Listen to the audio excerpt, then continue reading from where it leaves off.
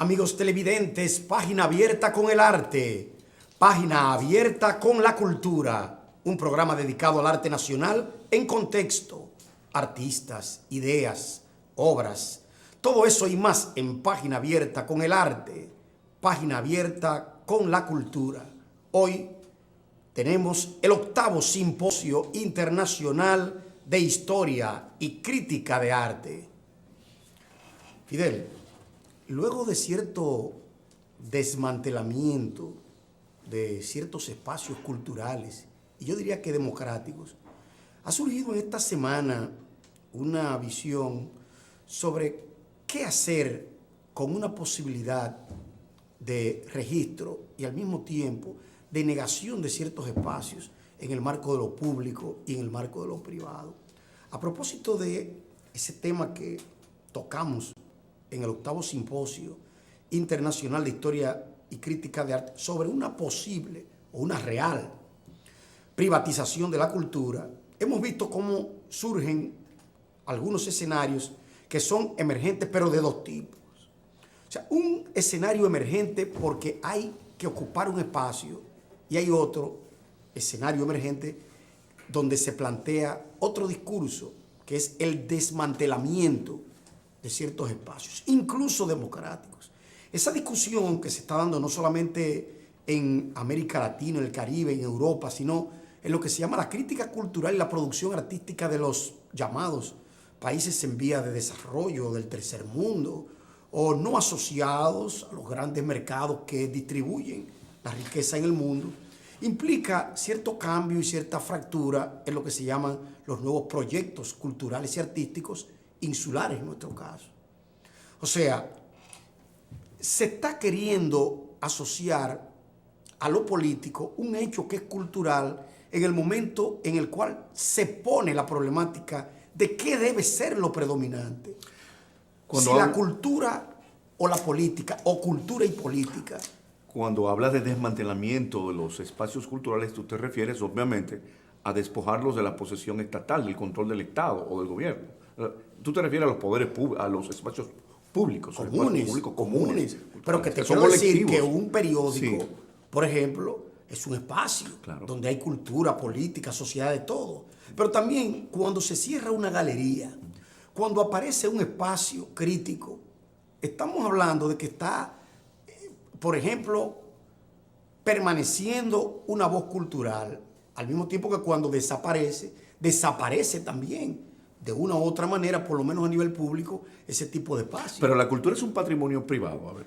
No, o sea, el asunto la cultura no es una responsabilidad. Ya hemos discutido que sí, la cultura es un patrimonio de la humanidad. De la humanidad. Sí, por eso es que la UNESCO y todas esas grandes Commonwealths, ¿no?, sí, culturales, o todos esos espacios críticos que son emergentes o están ligados de una u otra manera a los mercados mundiales, plantean la cultura como un patrimonio. Está bien. Pero ¿qué tipo de patrimonio? Porque al fin y al cabo es un patrimonio que sirve a una empresa, a una clase, al bien común, a una sociedad civil dinámica, activa, o esa misma sociedad civil se compromete incluso hasta con contravalores en un determinado momento. Sí, desde luego, el problema y la tensión está planteada, pero déjame decirte algo. Hay extremos, Odalis. Hay, por un lado, el intento de privatización de la cultura, como se dice, despojarla del control del dominio estatal, pero por otro lado la estatización de la cultura también, todo en poder del Estado. Eso es totalitario, ¿no? Creo que la cultura es un patrimonio, o sea, es universal, no pertenece a nadie. Y creo que ¿a quién le toca la praxis cultural? ¿A quién? Hay una idea equivocada, Odalis, en estos países, y es que, por ejemplo, al Ministerio de Cultura le corresponde todo lo relacionado con el desarrollo cultural, con toda praxis cultural, y no es así.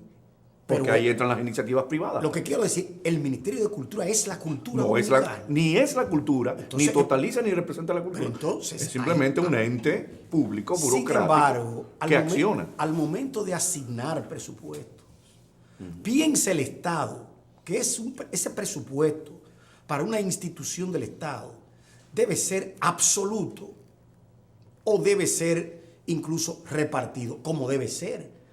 En esa repartición hay un papel predominante de la estructura de dominación o realmente hay un papel solamente direccional? No, vemos que es un papel totalmente dominante.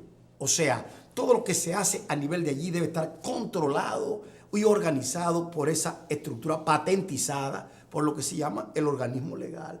Entonces, volvemos porque en el simposio muchas fueron las inquietudes sobre ese particular. Lo que tú estás planteando forma parte, Odalí, de lo que discutimos en el simposio. El problema de la crítica de arte y la crítica institucional. Porque cuando hablamos de poderes, de los espacios públicos, de los espacios culturales colectivos, estamos hablando de las instituciones. Sí, pero que, las instituciones pero públicas, que ya hay otra cosa. Todo. Cuando se habla de eso, se habla de qué hacer con la cultura, porque la cultura no es algo abstracto. No. Es decir, ¿qué hacer con la cultura? ¿Qué hacer con la educación cultural?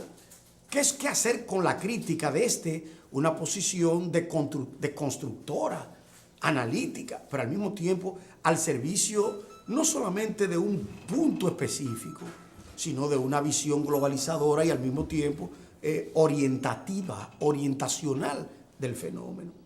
O sea, estamos hablando de que, por ejemplo, nosotros asumimos que ese encuentro que los amigos televidentes están viendo en pantalla está analizando y al mismo tiempo recogiendo las inquietudes de todo un tiempo donde han salido a la palestra pública problemas que atacan y atañen al mismo tiempo al sujeto cultural. Debemos decir, desde un magnífico espacio público, que es el Auditorio Manuel Cabral de la biblioteca. Sí, un espacio público. Que todavía debe ser utilizado. Sí, claro. Te digo de una manera insistente. O sea, todavía ese espacio está subutilizado.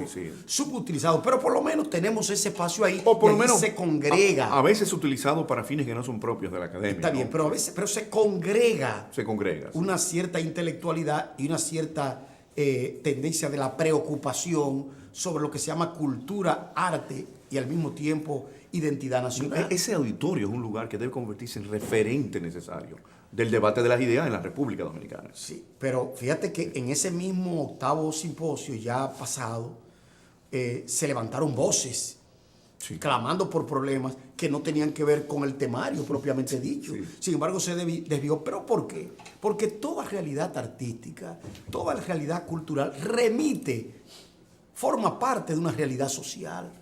Lo importante es que estas son ramas de la realidad social y de la misma sociedad. No, y que las inquietudes del público rebasan el contenido de los temas también, la agenda misma. Claro. Porque van más allá, se crean expectativas y hay demandas y hay preguntas. El temario no puede abarcarlo todo y entonces la gente lleva sus propias inquietudes. Aparte de que hay un foro abierto al público, que es una modalidad introducida recientemente, que lo hace más democrático, más participativo al simposio. Sí, pero la agenda misma es un pretexto a veces, es una pauta, es un modo de presentar y organizar un programa. Por supuesto. Indudablemente que una agenda que no se rebase positivamente pierde su valor, porque significa que es algo mecánico, es algo que no está siendo dialéctico en el sentido productivo y significante de la palabra. Déjame decirte, me gusta el simposio, es que no se ciñe estrictamente a la agenda, sino que va más allá, como que es flexible, ¿no? Están los temas, se respetan, pero no hay esa sujeción, esa limitación. No, estos son los temas y vamos a hablar de esto nada más, ¿no? No, porque hay un espacio de la apertura. La apertura, exacto. Y todo espacio de la apertura remite precisamente a un diálogo.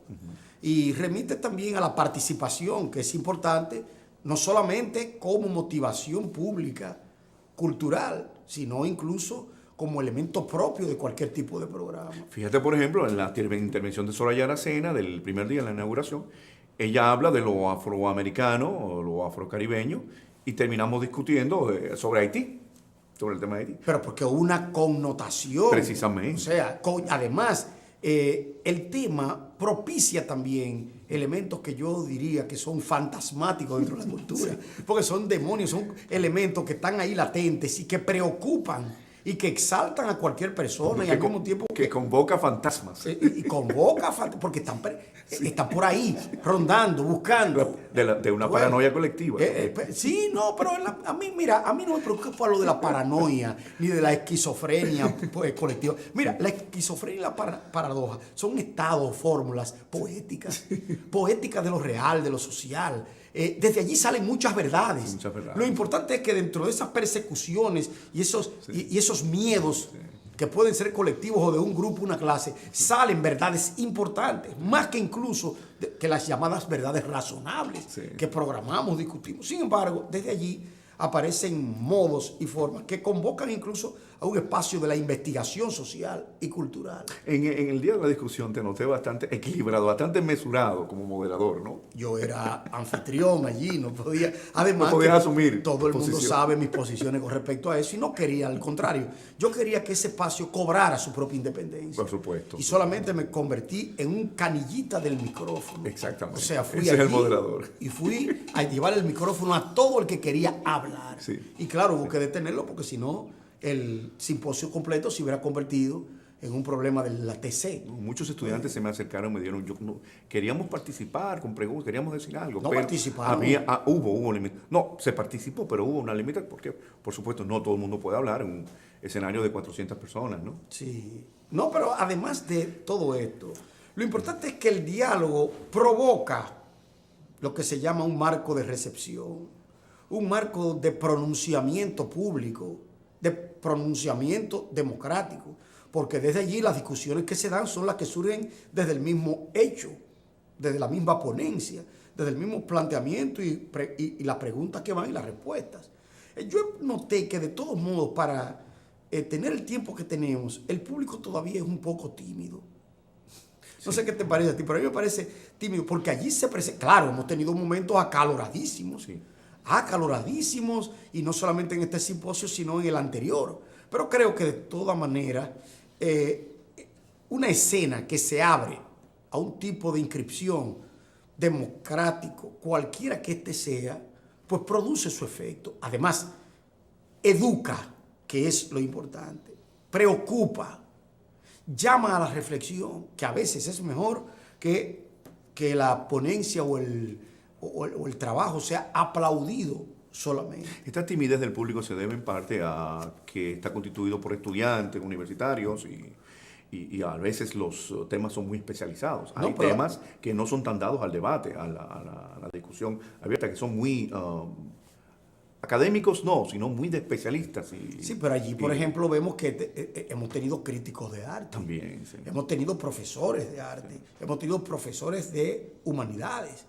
Personas que, miren esos dos señores que están ahí, Julia Castillo y Martín López, que son críticos y ellos participaron y participan como público, porque algo que hemos visto es que los participantes luego se convierten en público y nos tiran los cañones. Y cierto, eso es importante, cierto, porque ahí hay un asunto que tiene que ver con crítica, con autocrítica, con modalidad y demás. Tenemos líderes políticos, mira por ejemplo ahí a Lenchi Vargas, incluso que fue ahí, pero no fue para apoyarme, fue para plantearme soluciones y lo que él quisiera, cuando Lenchi él tuviera Vargas, posibilidad de hacer. Faustino Collado también. Sí. O sea que vemos que hay personalidades de la vida pública y universitaria. O sea, los candidatos en las elecciones próximas de febrero de la UAS se acercaron, algunos se acercaron al simposio. Claro. Saben que el simposio es un evento. Pero empieza el reconocimiento, ¿no? Pero además, un evento que es no solamente académico, sino que es un evento cultural, educativo. Sociocultural. ¿No? Y educativo sobre otro, porque eso no es una cuestión como para que nosotros digamos, vamos a hacer algo porque tenemos que aparecer. No, porque eso se ha consensualizado, se ha preparado para que haya realmente este diálogo y este acercamiento a los grandes problemas y desde los grandes problemas. Ciertamente. Entonces, podríamos decir que toda esta visión que se plantea en una línea de horizonte cultural y artístico tiene que ver con una nueva historia del arte, con una nueva historia cultural, ¿no? Con una nueva historia crítica de las artes visuales y no visuales también. Porque por suerte el dominio de la historia del arte, que es un dominio también de la crítica de arte, como ya hemos dicho, permite no solamente el acercamiento, sino que permite además un funcionamiento del sujeto dentro de la cultura. Pero para eso vamos a seguir conversando en nuestro próximo segmento.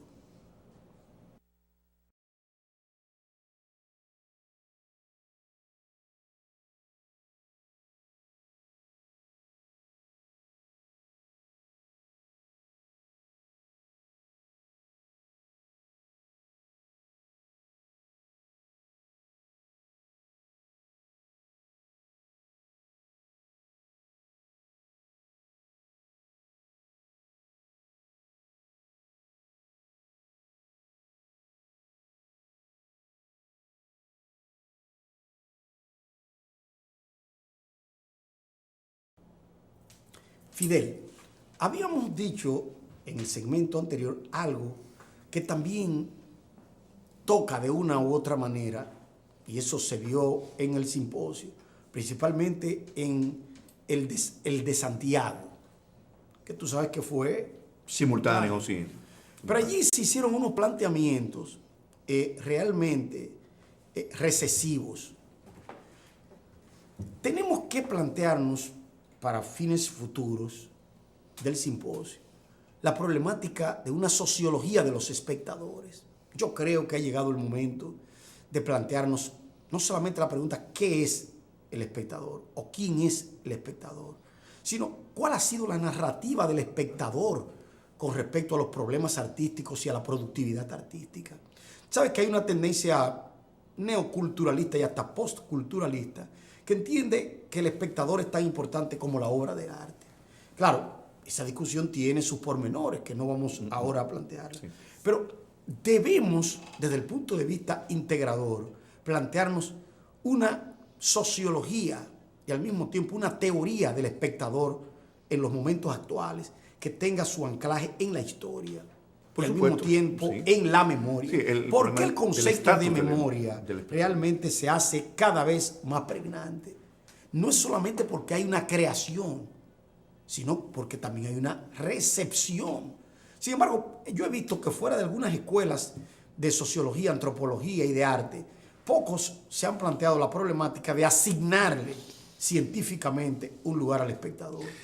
Fíjate, claro, ese es un tema fundamental, la teoría de la recepción, por ejemplo, la teoría literaria, el papel del sujeto receptor, del lector, del público. En el caso que nos involucra la historia de las artes visuales y la educación artística del espectador. Pero el espectador en toda su extensión y movilidad, es decir, definir al espectador, definir el estatus del espectador y los distintos tipos de espectadores también, porque no hay un espectador universal, o lo hay. Hay distintos grados, distintos medios, de acuerdo a la cultura, la educación. Así como hay un lector medio, un lector especializado. Así hay un espectador medio, un espectador especializado y todo. Fíjate, Odalis, uno de los aspectos que yo veo, que yo noto en el simposio, con la asistencia de los estudiantes, y siempre insisto en que hay que motivar más y más. Nosotros hablamos de la educación artística, pero la educación es un proceso total, global. Enseñar a los estudiantes, invitar al espectador a ir a simposios, conferencias, charlas y estar ahí, escuchar y participar con preguntas, es parte de la educación también. No, hay que insistir incluso en esa cultura de la asistencia a los eventos culturales. Sí, pero algo que yo quiero plantear es una vieja ya teoría que ha estado pendiente, pero ha estado también presente en muchos casos. La educación artística no es una materia nada más. Fíjate, es una praxis. Exacto. Pero es una praxis que comprende no educar al estudiante, sino de educar al profesor. Porque hablamos siempre de educar al estudiante. Pero ¿y el profesor? No se educa. Últimamente estamos asistiendo a unos giros, unos cambios de paradigma en el marco de la educación cultural y artística. El profesor debe ser educado, así como el estudiante. Porque si el profesor no es educado, ni programáticamente, ni siquiera como actitud o consecuencia, no vamos a tener un estudiante educado.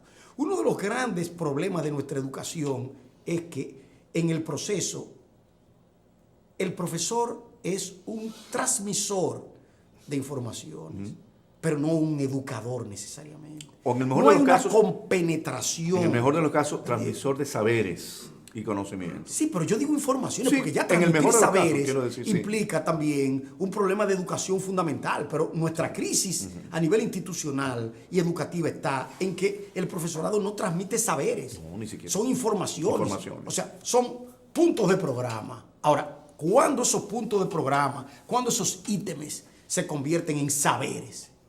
Es solamente porque él lo transmita. ¿Cómo lo transmite? Hemos sido evaluados desde el punto de vista de un modo real de transmisión de conocimientos, saberes, que se reducen a informaciones. Todos esos saberes que se han convertido ya en Wikipedia son realmente saberes.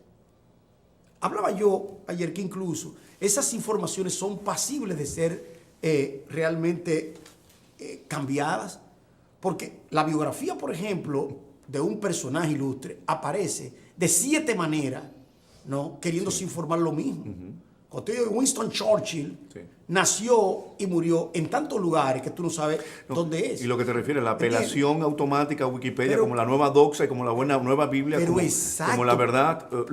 Pero escucha, los jóvenes hoy tienen una discusión cualquiera, los muchachos. Y un momento, voy a la computadora, voy a la internet y busco en Wikipedia y ya se sale la discusión. Es como Aristóteles Dixie, que es una nueva edad media, pero dogmática. Pero ¿qué es lo que garantiza que eso que él leyó ahí es correcto y es cierto? No, cambia de no le garantiza, pero él le atribuye una verdad absoluta. De autoridad. A Wikipedia, que es algo abierto. Claro. O a cualquier información que aparece en internet. Y barato, sobre todo. Pero sin cuestionamiento de ningún tipo. Sin cuestionamiento. Pero que yo lo que digo, ya volviendo otra vez al plan educativo, ¿por qué no educar? ¿Por qué el profesor no puede ser educado? Cierto. Eso es lo que yo pregunto. ¿Por qué el estudiante sí puede ser educado y el profesor no? Porque se parte de la idea de que el profesor ya está educado y se parte de una concepción autoritaria de la enseñanza. Exacto. Y de la educación. Y los profesores colaboramos mucho con eso. Sí, pero... Porque en el proceso también los profesores, como estamos investidos, ¿no?, de esa autoridad, creemos que ya no necesitamos aprender, incluso ni comprender. Y por eso se está dando el hecho de que muchos estudiantes tienen mejores propuestas. Incluso en el caso de nosotros de artes tenemos estudiantes que tienen propuestas mejores que muchos profesores. Pero y además, no de todos los profesores, hay estudiantes brillantes. Hay estudiantes que incluso pueden enseñar. Pero dale cuidado, del otro lado está la visión del profesor, la visión moderna del profesor es mero facilitador, facilitar. Pero esa es la idea mecánica, por eso te estoy diciendo. ¿Pero qué es facilitar? Pero facilitar, pero eso es una idea, incluso es un término vago semánticamente. Un facilitador. Cuando yo digo, bueno, yo soy un facilitador, eso viene de toda esa teoría del emprendedurismo, del mercado, de la educación con mercado y todo ese tipo de cosas. Pero realmente podemos hablar de facilitar. ¿Qué es lo que facilito yo? Yo no facilito nada. ¿Qué es lo que voy a facilitar yo? Yo enseño cosas que tengo un programa y que creo que, aunque limitadas, debo insistir en ello porque tiene la necesidad. Mira, es una simulación, porque el profesor moderno o pseudomoderno se presenta como facilitador, pero en el fondo es un transmisor tradicional y conservador de los conocimientos adquiridos del saber tradicional. Cuando tú dices un informador, todavía yo lo veo más concreto que un facilitador. Yo creo que debemos volver a la noción de educador. Claro, que eso te facilita. Pero además que tú no facilitas nada. No, por supuesto. Facilitar puede ser cualquier cosa, hasta buscar una lata y subirla. Pero lo de educador, al mismo tiempo, educando y educándose. Es decir, en ese proceso dialéctico de enseñanza-aprendizaje. Pero yo hablo del formador. Exacto. Ese formador, pero formador, porque desde allí hay una posición de pesquisa y de socialización de los conocimientos, pero en base a una dialéctica del mismo conocimiento. Porque también enseñando se aprende. No, es que tú aprendes de tus estudiantes. Tú no aprendes de tus estudiantes, ¿verdad? Claro. O tú lo sabes todo. Incluso, déjame decirte que yo he aprendido tanto de estudiantes que hasta de la ignorancia de los estudiantes he aprendido muchísimo y lo admito. Y lo admito porque fíjate una cosa. En una ocasión, una estudiante muy habilidosa en un examen de semiología del arte, me sacó un chivo, oye bien, químicamente milimetrado. O sea, un fraude. Sí. Pero transparente, una lámina química transparente, con todos los puntos del programa, así. Yo que tenía los reflejos del bachillerato, veo que la persona no tiene reflejos, que una persona que torpemente ha querido sacar algo que no va a poder sacar. Pero, ¿qué pasa? En la falta de lo incoloro de la lámina puede engañar a cualquier ojo no avisado. Pero un gesto de esa persona bastó para que realmente llamara mi atención. Y yo fui, sin intención de quitarle el fraude o el chivo, se lo saqué de la hoja de papel y ella pidió perdón. Digo yo, no, pero es que yo aquí lo que voy a hacer es premiar tu forma y al mismo tiempo tu habilidad. Porque un chivo ya de la era electrónica, ¿no? Y de la era realmente... Un chivo cuasi digital. Un chivo cuasi digital es algo que realmente el que lo construye, el que lo hace, debe ser estimulado, no para el fraude, sino incluso para construir objetos positivos. Le di la oportunidad. Alguien me dijo, no debiste hacer eso, porque tú estás, como dicen, facilitando, y que muchos lo hagan. Digo, estimulando. No. Digo, no, es que tampoco esa era la solución. No. Porque claro, yo la dejé que se examinara al estudiante y a los 5 minutos me lo entregó. Porque el que está sacando eso, porque ya cuando tú le quitas eso, tú no tienes ni que anular el examen, ni creer que eso es un pecado, que donde el mundo se va a acabar. No, es que él te lo va a entregar. Porque el que tiene esos apoyos fraudulentos, del momento que tú le quitas eso, ya lo dejaste sin bastón. Sí, claro. Y él va a hacer lo mismo que nosotros estamos viendo que hacen todos los estudiantes. Esperará 5 minutos y me dirá, profesor, tenga, yo no puedo. Y yo, todavía más cínico que él, le digo, no, pero inténtelo. Cuando yo sé bien que no va a hacerlo. Y no lo va a hacer porque ese texto, construido con tanto cuidado, oye bien, ese texto ha sido ya desmantelado, anulado. Entonces, pero el problema no está ahí. El problema es que tú tienes que aprender no solamente de los hechos, sino de las estrategias de conocimiento. Tú puedes negar que esa es una estrategia, ¿no?, utilizada por el estudiante. No una estrategia de conocimiento, pero una estrategia informativa. Eso es para él utilizarlo en algo que le es útil, promover una materia. Ahora, ¿es correcto eso que está haciendo? De ninguna manera es correcto. Sin embargo, tú dices, pero mira hasta dónde el desarrollo humano llega para lograr objetivos individuales. Con eso no estamos facilitando ni promoviendo ese fraude a nivel, porque indudablemente que yo, por suerte, no tuve ni que anulárselo. Ella misma se anuló. Te quiero decir que el profesor aprende mucho de estrategias, pero también de técnicas. Hay estudiantes que dicen cosas dentro de una clase que tú dices, es una estupidez, y de ninguna manera es una estupidez. No lo es. No lo es. Pero como muchas veces nosotros, revestidos de nuestra autoridad, creemos que lo que se dice fuera de lo que nosotros decimos está mal.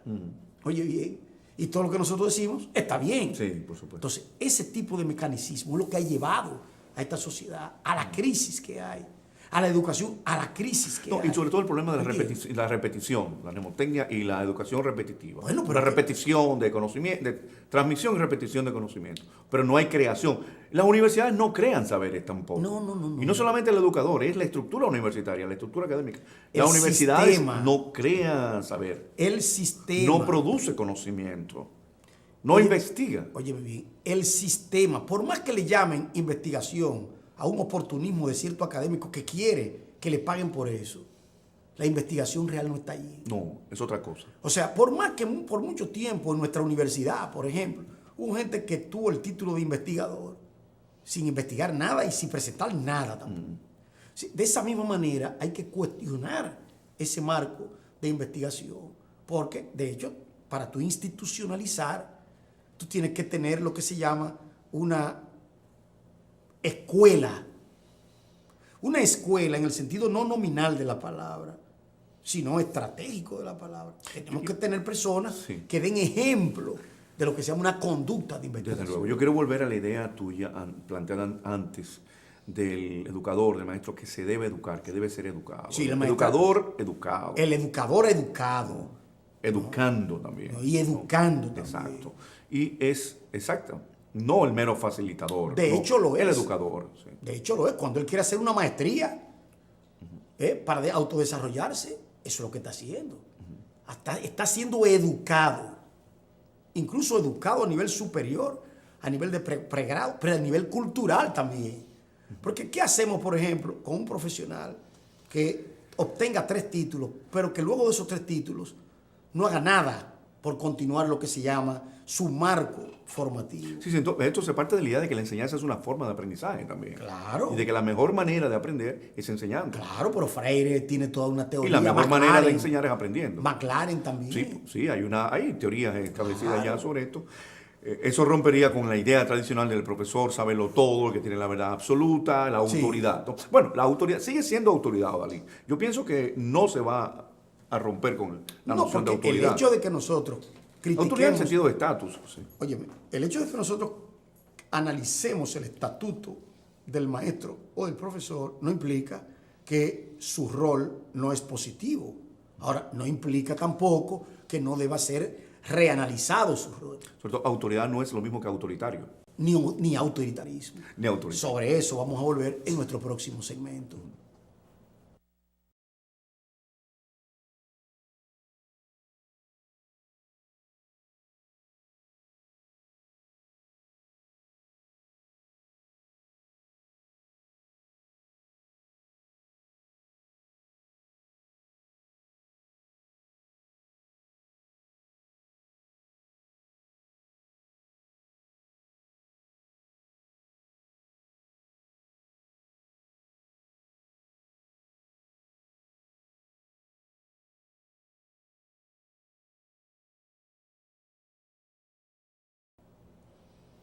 Amigos televidentes, estamos en Página Abierta con el Arte, Página Abierta con la Cultura. Hoy, 8º Simposio Internacional de Historia y Crítica de Arte. Odalis, al principio del programa tú planteabas el tema del espectador como posible futuro tema de un 9º Simposio Internacional de Historia y Crítica del Arte, el estatus, la discusión, el debate sobre el estatus, su importancia, la importancia y su participación histórico-cultural del espectador. Sí, estamos hablando del público, cuando hablamos del espectador, en toda su definición, en todas sus capas, conceptualizar, pensar al público, pensar al espectador. Pero ahí entran todo el mundo, y ahí entran en el marco de la universidad profesores y estudiantes. Claro. Porque es lo que yo te planteaba antes. Cuando se habla de crear una nueva cultura, se omite el sujeto, no se habla del sujeto. Y no hay una cultura, por ejemplo, una nueva cultura política, sin un nuevo sujeto de esa cultura. El sujeto es fundamental. Pero, Odalis, el espectador no es algo que está hecho nada más. El espectador se crea. Se construye. Y el público se crea y se construye. Nosotros, por ejemplo, cuando invitamos a nuestros estudiantes a asistir al simposio, asistir a escuchar a conferencias, escuchar conferencistas, especialistas en la materia, en artes, en estética, en filosofía, en música, estamos creando un público. Estamos contribuyendo a crear un público. Porque esos jóvenes no tienen esa cultura de asistencia a este tipo de eventos o de asistencia participativa con preguntas en foro abierto. O no suelen, o sea, eso no forma parte de su vida. Hacer que ese tipo de evento entre a formar parte de su vida académica, de su vida estudiantil e intelectual, es importante y es un aporte. Estamos creando un público de esa manera. Estamos creando un espectador. Fidel, ¿hasta qué punto un creador visual o artístico no es también un espectador? ¿Te has puesto a pensar hasta qué punto el artista es creador y espectador al mismo tiempo? ¿O el primer público de su obra? Lo de primero o segundo ya... Más decía que el poeta es el primer lector de su... Lo que digo es hasta qué punto no todos somos espectadores o somos todos espectadores de un fenómeno creado hasta por nosotros. Yo creo que sí. Entonces, tú ves que creador y espectador constituyen una oposición a veces fácil, ambigua, a veces inexplicable y a veces coincidente. Eso le molesta mucho a los escritores, principalmente a los famosos. Sí. ¿Cómo es posible que si yo soy el creador, tengo que ser lector al mismo tiempo? Solamente esa pregunta pone en crisis su mismo estatuto. Claro. Ahora, es cierto que el lector es también un creador. Hemos tenido ejemplos de grandes lectores que han sido grandes creadores. Vargas Llosa, García Márquez, Borges. Cierto. Son los lectores más ricos que tenemos en la tradición, pero además son potencial y funcionalmente espectadores, lectores y consumidores de productos artísticos y literarios. Entonces, ¿por qué hablar de creador? ¿No? ¿Por qué hablar de espectador como si fuera uno un ente activo y el otro un ente pasivo? Cierto. ¿Es un ente pasivo el espectador? Se puede decir que él nada más recibe. Hay espectadores que han roto libros y obras de arte, que la han destruido. Cierto. Hay espectadores que han variado obras de arte. ¿Qué tipo de espectador? Si tú hablas del público televisivo, ciertamente puede ser pasivo. Pero si hablas del público de las redes sociales y las tecnologías de comunicaciones, es interactivo. Si hablas del público que va a las obras de arte, a los museos, es bastante activo. Pero es que todos son activos. Lo que me interesa de esta discusión es que todos son activos. Yo creo que el público de televisión no es muy activo. Él reacciona simplemente. Pero reaccionar, estar ahí, que lo llamen, él participar junto con un entrevistado o que venga y baile ahí, está formando parte de un contexto. No, el que está en su casa. De comunicación. El espectador, por ejemplo, el público que va al cine. ¿Qué tipo? ¿Hay pasividad? Actividad en su honor. Bueno, hay un juicio crítico también, eso es actividad. Pero el único espectador como categoría que existe no es el de televisión. No, por supuesto. Hay espectadores de todo tipo. Sí. Por ejemplo, el espectador que va a un encuentro de atabaleros, que él va y el músico está tocando su atabal, está interpretando, pero de repente él va y da lo que se dice el show, produce el espectáculo, participa de tal manera que él es incluso un primer interpretante. Sí, ese público participativo, o que va a la galería, que va a los museos, que va a las instalaciones, que va a los performances, que va a las obras de teatro. Pero además que raya una obra, cierto, que la destruye. Sí. El público lector, el espectador lector. Entonces, ese es activo. ¿Quién ha dicho que el público tiene una condición pasiva? No. Eso es falso, hay que redefinir. Pero nosotros creo que nos estamos adelantando a un futuro simposio sobre sociología y poética de los espectadores. Yo creo que hay que hablar de una poética del espectador. Eso es un tema de la educación artística y estética. No, yo digo que es el papel del espectador. Yo creo que es un tema de política cultural también, y de sujeto público. No solamente de educación artística y cultural. Claro, lo es por antonomasia, pero va más allá. Va más allá. Porque es que estamos hablando de que una teoría del espectador hoy implica revisar una teoría accional de la cultura. Toda teoría del espectador de hoy tendrá que estar ligada a una teoría, ¿no?, de la cultura y sus agentes propiciadores. No, y sobre todo el espectador, el público que completa el sentido último de la obra de arte, como señala Eco, por ejemplo, la teoría de la obra abierta. Ese que participa, ¿no? En cualquier tipo de discurso artístico, ¿no? O de creatividad. Yo no soy muy amigo de hablar del espectador solamente como un momento de la acción cultural o artística, o hablar del espectador como un individuo al que uno le lleva conocimiento, como vulgarmente se trató en una época de creer, que uno le lleva conocimiento al espectador. No, yo creo que el espectador es una categoría histórica, cultural y dialéctica. Yo creo que el estatuto del espectador debe ser rediscutido, reanalizado. Incluso porque al mismo tiempo que entiendo que esa revalorización del espectador implica una revalorización del creador, es que entiendo que realmente todo tipo de sociología del espectador es al mismo tiempo una sociología del creador y de la creación artística y cultural. Entiendo que debemos pensar realmente de manera más concreta, funcional y dinámica lo que se llama la nueva visión del espectador, o el espectador en su forma, el espectador en lo que se llama el contexto de producción. Entiendo, Fidel, que tenemos que plantearnos esa visión como visión integradora. Sí, sin duda, desde múltiples miradas, porque como te digo, no hay un espectador único homogéneo, no lo hay tampoco. Aunque exista el término de espectador, hay muchos espectadores. La noción de espectador no es tan estrecha. Creo que es muy amplia, ¿no? Y tiene que ver con la disciplina artística. Pero tan amplia como el de creador y hasta más allá. Porque es que un espectador es un participante.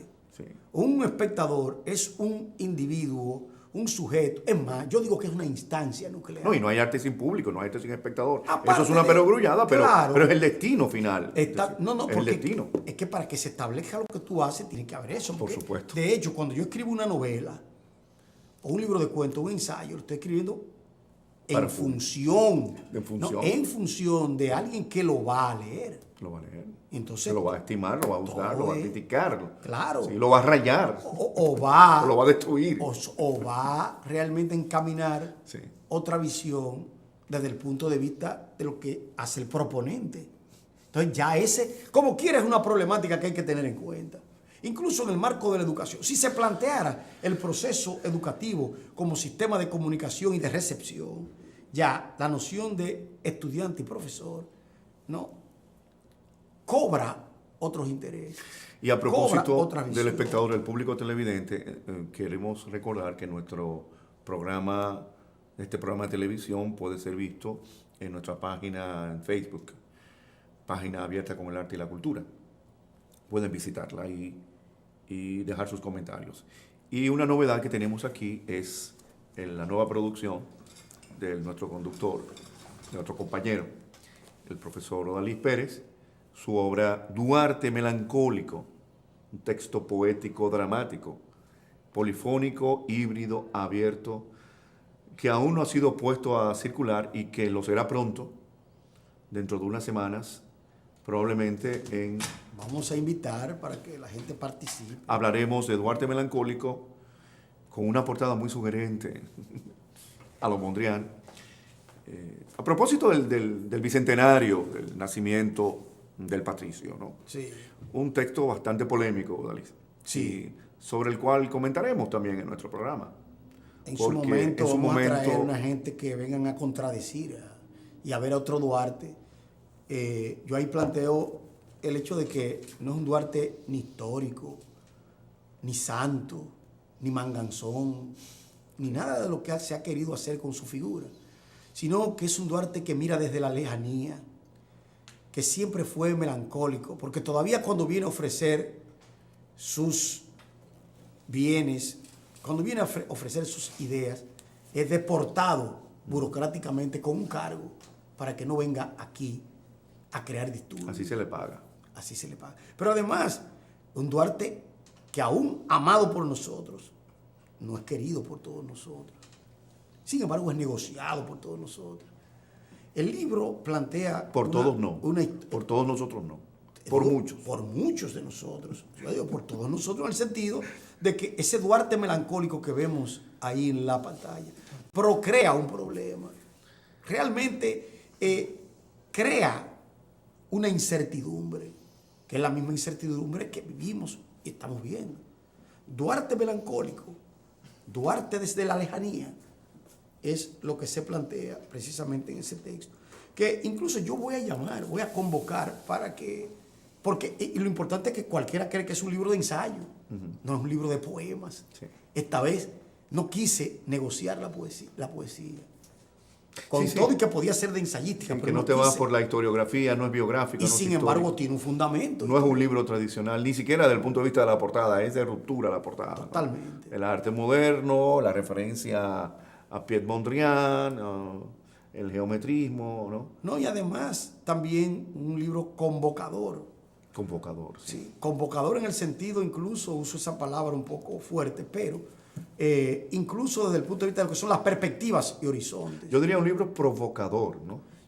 Y evocador también, porque realmente cuando uno ve que allí se dan las críticas que se dan, que son recogidas del mundo real. Esas voces del tigueraje en Duarte frente a frente, es terrible esa parte. Tremendo. Pero bueno, será objeto Sí. el texto, será... Yo creo que es importante que lo llevemos a la universidad, haya un conversatorio, un coloquio sobre la obra, porque yo sigo insistiendo, Dalis, en la necesidad de vincular cada vez más a nuestros estudiantes, en el caso nuestro que nos toca, los estudiantes universitarios, a los espacios públicos del debate, de las ideas, y críticos, a los eventos socioculturales críticos. Y democráticos. Precisamente, como el simposio, pero no solamente el simposio, es decir, ir creando esa cultura de la concurrencia, de la asistencia al diálogo, al debate, a escuchar a los otros, a saber escuchar un problema que tenemos nosotros. Los dominicanos no queremos escucharnos y no queremos escuchar al otro, Dalis. Sí, queremos hablar, pero no queremos que nos digan. No queremos. Cuando nos dicen, no se puede hacer eso, avance que usted está provocando un tapón, nos quedamos ahí. Creo que el público es algo que no hay que partir de que está creado, sino que hay que crearlo. En construcción, todo público es público. O sea, en a partir de un nuevo paradigma, exacto. Todo público es público en construcción. No existe el público estático, fijo. No. Pero además, incluso lo hemos visto en el simposio. En el simposio vemos que los 50 que entraron primero no se encuentran al final, sino otros. Y se están rotando. Cierto, se están entran, diciendo. salen, claro. O sea, porque el público es realmente un espacio dialéctico de la cultura. No, móvil, totalmente. Y además movilizador. Un sujeto móvil. Movilizador. Muy fácil. Se vive cambiando hasta de lugares. Móvil, diverso y contradictorio. Y contradictorio. Por eso, una poética del espectador se hace necesaria. Y yo creo que ese será, si no el tema, uno de los grandes temas del próximo simposio internacional de historia y crítica de arte. Digo que desde esta perspectiva vamos a tener una función caracterizadora, vinculante con lo que es realmente la producción artística. A partir de lo que es este vínculo, vamos a tener también una palabra crítica sobre el espectador, una palabra que diga realmente qué es lo que quiere ser, no solamente lo que nosotros estamos visionando, sino lo que realmente queremos proponer para ser más democráticos en virtud de lo cultural y de la cultura. En pocas palabras, pensar o repensar el público espectador de nuestros días. Claro. Y en ese repensar el público, vamos a tener lo que se llama repensar la cultura desde una actitud crítica, desde una mirada crítica y además participativa. Pero siempre estamos repensando en este programa la cultura, la educación. Claro, pero tenemos que repensar. ¿Por qué? Porque no todo está acabado. Dentro de lo social no todo está acabado. Y entonces ya tenemos que siempre dejar algo. Algo que le diga al público, bueno, aquí estamos, queremos ser de otra manera y queremos participar públicamente dentro de lo que se llama un espacio de liberación. O sea que todo eso y más vamos a tener en nuestro próximo programa, Página Abierta con el Arte, Página Abierta con la Cultura. Les invitamos a que nos acompañen en nuestra próxima edición. Muchas gracias.